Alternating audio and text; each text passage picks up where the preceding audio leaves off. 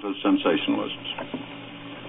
For the past 3 years, a large number of perfectly sane and reliable people have been involved in this flying saucer business. Even those of us who have never seen one have become involved. We read about them, talk about them, wonder about these reports of strange phenomena in the skies. So almost from the start, CBS has been following the story. We have been collecting material on flying saucer observations for many months, checking, cross-checking, trying to track down leads, no matter how far afield they took us. This, tonight, is our report. We frankly admit that we don't know whether flying saucers actually exist. We've never seen one. We are going to bring you the facts at hand. What they add up to, well, that's for you to decide. That's up to you. It all began just a little less than 3 full years ago. It began in the sky over western Washington, up there in the hip pocket of the country. Early one June morning in 1947, a C-46 Marine transport with 32 Marines aboard crashed in the vicinity of Mount Rainier. An air search was immediately organized to locate the downed plane. Among the many service and private flyers who participated in this search was Mr. Kenneth Arnold, a businessman of Boise, Idaho, a veteran pilot in forest fire control work, a man with 6 years' experience flying over the rugged terrain in and around Mount Rainier. Yesterday morning, we spoke to Mr. Arnold over the phone. We asked him to repeat for us, in his own words, what he saw in the sky over Mount Rainier on June 24th, 1947. We recorded what he said, and we're going to play it for you now. The slight beep that you will hear intermittently is required by law to let both parties of a phone conversation know they are being recorded. Here now is Mr. Kenneth Arnold. It was while I was searching for this crash that I noticed a terrific blue flash pass the nose of my airplane. I noticed that the flash came from a chain of very peculiar-looking objects that were rapidly approaching Mount Rainier at about 107 degrees. This chain of objects were 9 in number. I assumed at the time they were a new formation or a new type of jet, though I was baffled by the fact that they did not have any tails. It passed almost directly in front of me, but at a distance of about 23 miles, which is not very great in the air.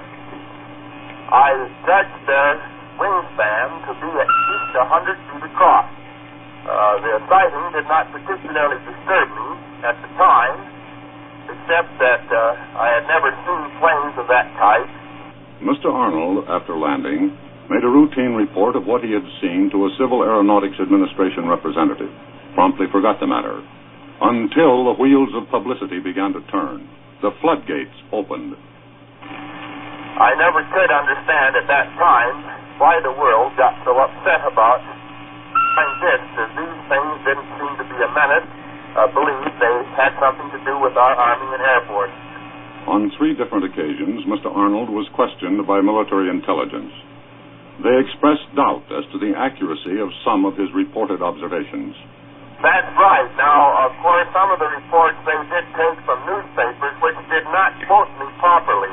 Now, when I told the press, they misquoted me, and in the excitement of it all, one newspaper and another one got it so snarled up that nobody knew just exactly what they were talking about, I guess. Here's how the name Flying Saucer was born.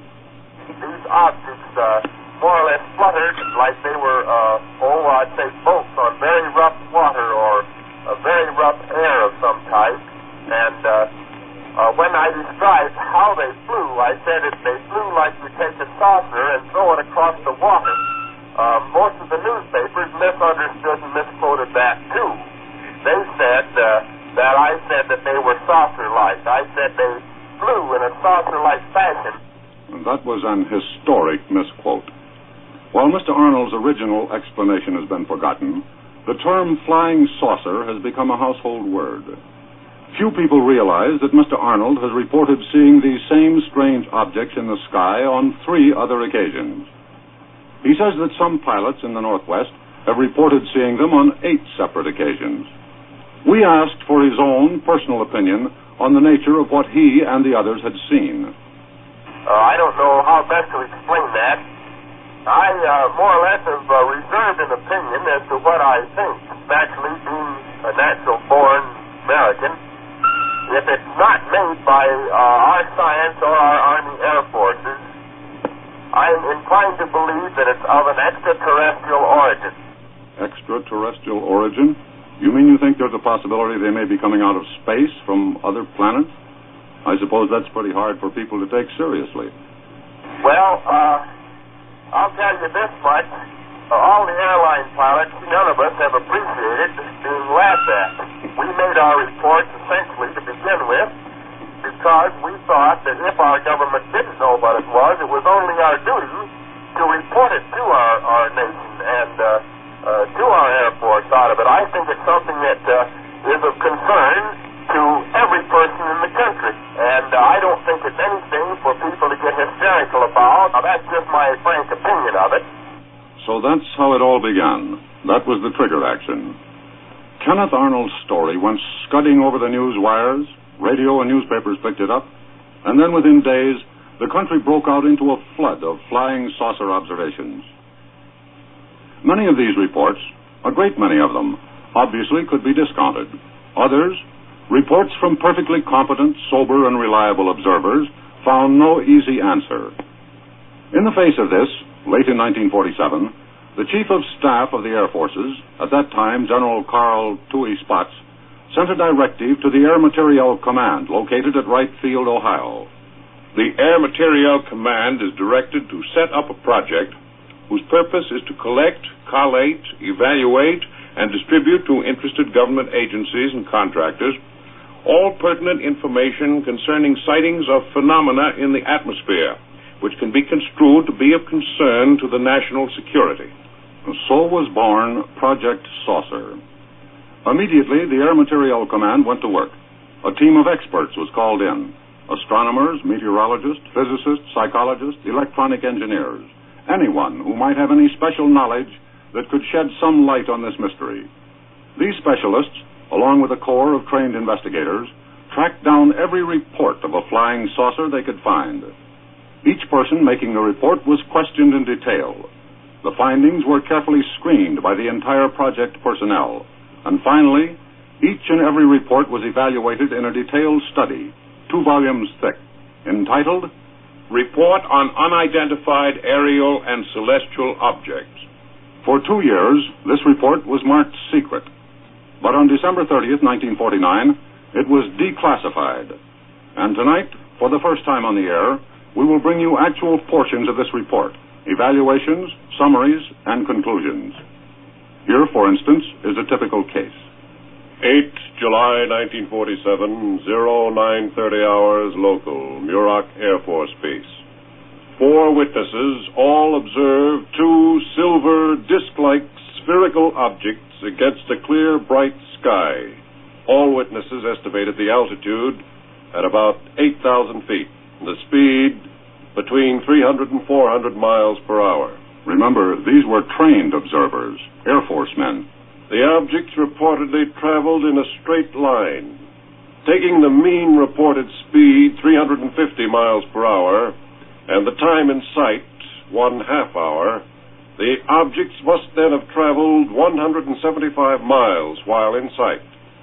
If the objects were of such proportions as to be seen at that distance, it is believed that more details could have been observed at the first sighting.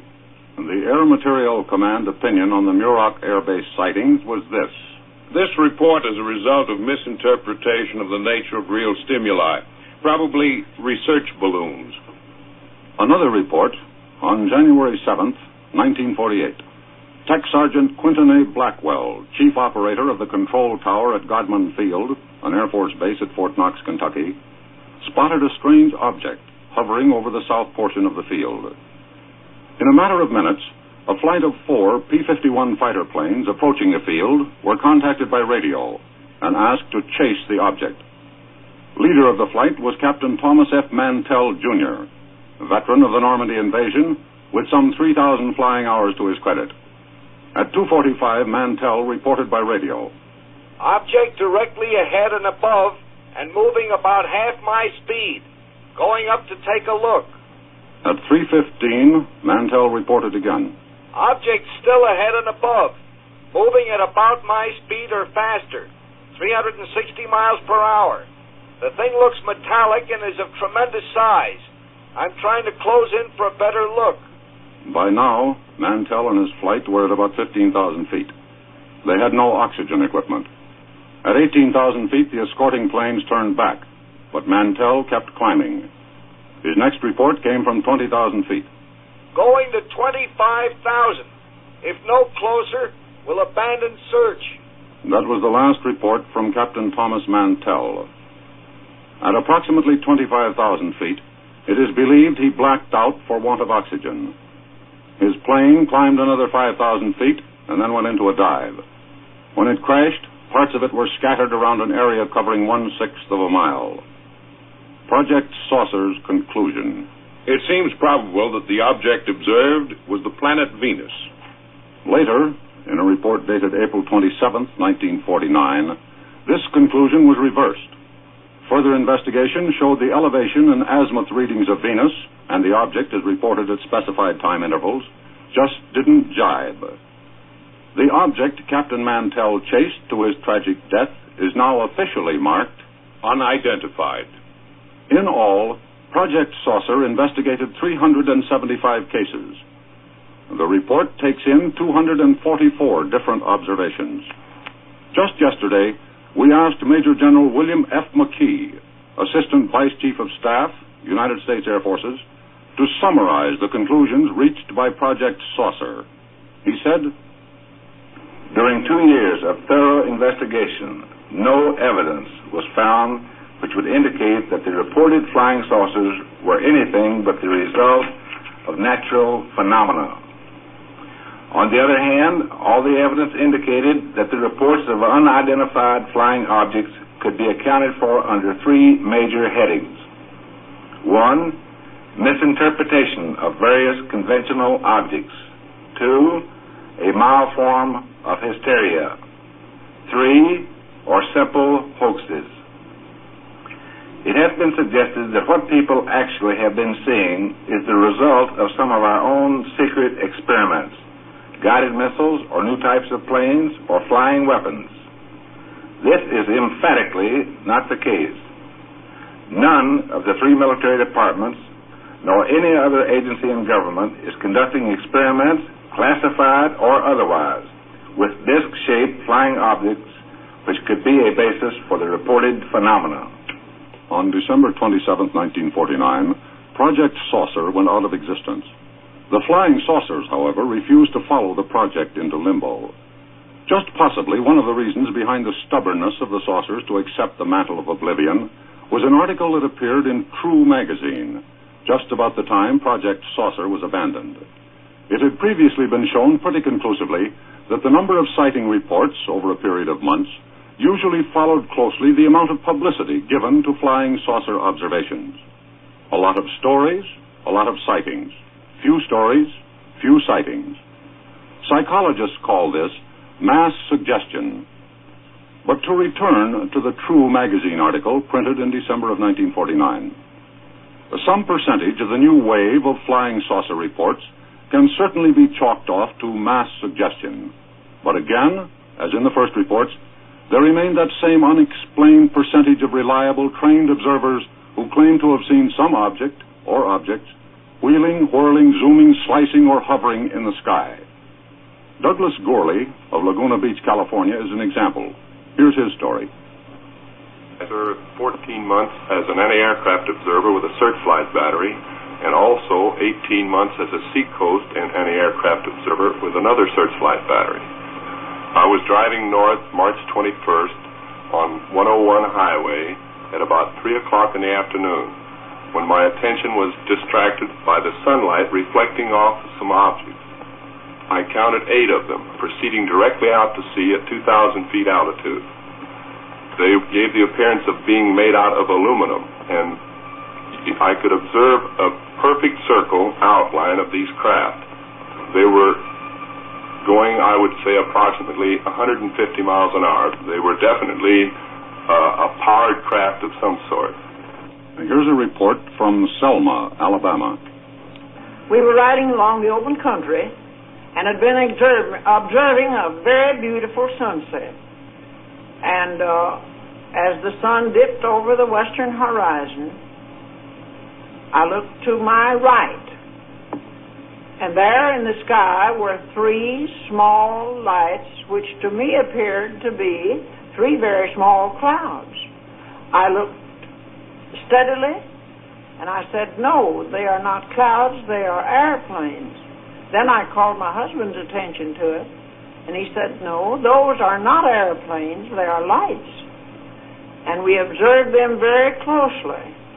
But being in motion ourselves, to us they were motionless because we didn't stop. But as we rode along, for something over a mile, they hung there in the sky, and they were, to us, had the appearance of tubes of fluorescent light, of beautiful, silvery, pink-tinged moonlight. And I said to my husband, that gives me a feeling that God is trying to say something to us. And we have had that feeling within us since. By mid-March of this year, the flood of flying saucer sightings had hit a new peak. Into many of these reports there now crept a new and somewhat eerie tone. The feeling that these flying saucers were something out of this world, possibly interplanetary aircraft, sent from some distant celestial sphere to investigate what manner of life managed to exist here on Earth. In line with this, we went to Dr. Donald Menzel, professor of astrophysics at Harvard University and associate director of the famous Harvard Observatory, to find out just how feasible any such idea might be. Dr. Menzel had this to say. Well, I suppose that anything is possible, but I consider it extremely unlikely. Well, what could these flying bodies actually be, Dr. Menzel? Sun shining from a very distant plane, shining so that you could see that there was an object there, but the plane so far away that you couldn't hear it. Weather balloon.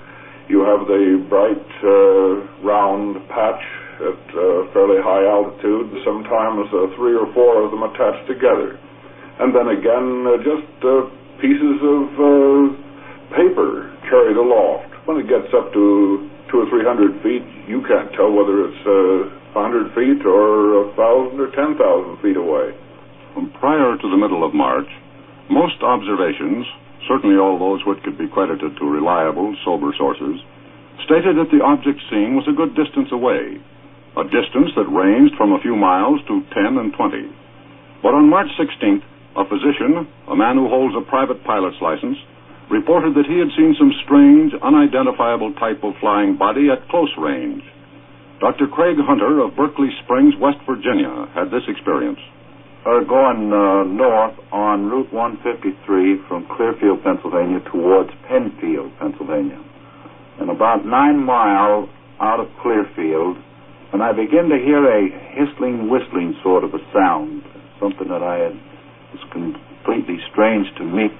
And then I looked up into the sky, and coming from a southeasterly direction to a northwesterly direction was this flying disc, or for want of a better name, a flying saucer. It was, I would say, around 150 feet around in circumference, and there was 3 distinct parts of it. There was an inner circle, a middle circle which rotated around this inner circle, and an outside circle, which about 1/3 of the area on each side was covered with openings somewhat similar to an airliner opening. Now, this inner circle rotated anti-clockwise very slowly, and it went over me, practically right over my head, and I would say it was traveling at a speed approximately 60 to 70 miles per hour. I would say that the thing was approximately 250 to 300 feet above me, not over 400 feet. It was of a dirty aluminum color, and I got a tendency to indicate the southern edge as sloping up, which would indicate to me that it was about 15 to 20 feet thick at the center. It would give you the idea that it was a rocket type of combustion, rather. It didn't give you the indication of a make and break like a motor or anything like that. It was a continuous whistling sound. The conditions were very, very fine for observing it. I mean that it was just as clear as a bell, and I could distinctly see each and every detail as to the outline of it. In order to check the whole question of design, to find out whether or not a saucer-like object such as the one described by Dr. Hunter could maintain itself in flight according to the basic laws of aerodynamics, we call for the opinion of one of the nation's outstanding aeronautical engineers. Hall Hibbard is Vice President and Chief Engineer of Lockheed Aircraft, and here's what he has to say over the beep recording telephone. Well, my feeling is that it is possible to build and fly something that looks like a saucer, just from the standpoint, but I do not believe that there is such a thing at this time. I do not know of anything that would be considered in that category.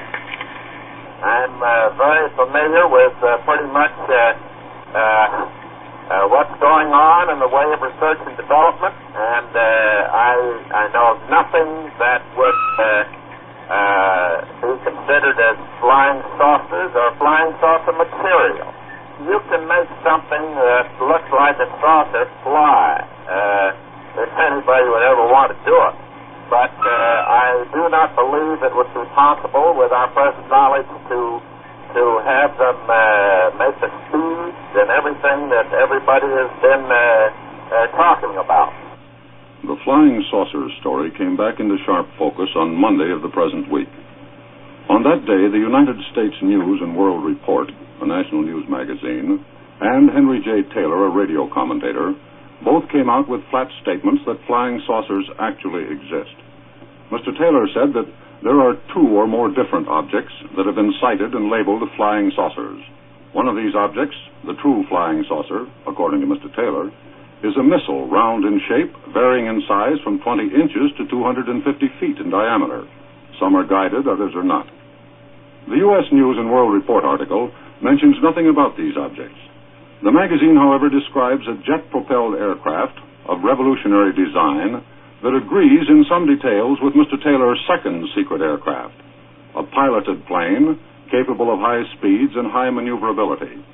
Both accounts agree that the present models stem directly from the XF-5U-1, the so-called flying pancake, a small edition of which was built and flown in 1942. Last night, we put a special recording line into the home of Mr. Charles H. Zimmerman of the National Advisory Committee on Aeronautics, the man who originally designed the XF-5U-1. We asked him about the plane, whether it ever actually flew. This aircraft never flew. The official designation of the aircraft was the XF-5U-1, which was to be a high-performance Navy fighter. However, a low-powered, lightly loaded version of this craft, called the V-173, made a large number of successful flights. I conceived the original idea for this craft back in 1933. As a top plane designer, we asked Mr. Zimmerman to give us his opinion as to whether or not a plane could be built that could hover like a helicopter, then take off at almost supersonic speeds. He said, "It would be possible, using modern turboprop engines, to build a machine of this type which would be capable of hovering and of also flying at all forward speeds up to possibly 550 or 600 miles per hour. To follow through on the problem of whether or not disc-shaped objects could actually fly, we got in touch with Mr. David C. Prince, Vice President of the General Electric Company and Chief of its General Engineering and Consulting Laboratory. Mr. Prince was having no part of flying saucers. My thought is simply that the ability of some people to kid themselves is extraordinary. For instance, the effect of searchlights on clouds has been taken to be flying discs. Even radar evidence is not conclusive here, because rain in the clouds would show up on a radar screen. The only saucer-shaped aircraft which we know has flown, and that only a few times, is a propeller-powered disc developed by NACA. As a matter of fact, a cigar-shaped craft with a single revolving wing, jet-powered, could be faster and certainly would be much more maneuverable. In flight, this plane might look like a disc because of the halo created by its rapidly revolving wing. Such a craft would have flight characteristics similar to a hummingbird's. Late this afternoon, we tried to tote up the score. On one desk, we had a pile of clippings, news reports, recordings of eyewitness accounts of flying saucer observations.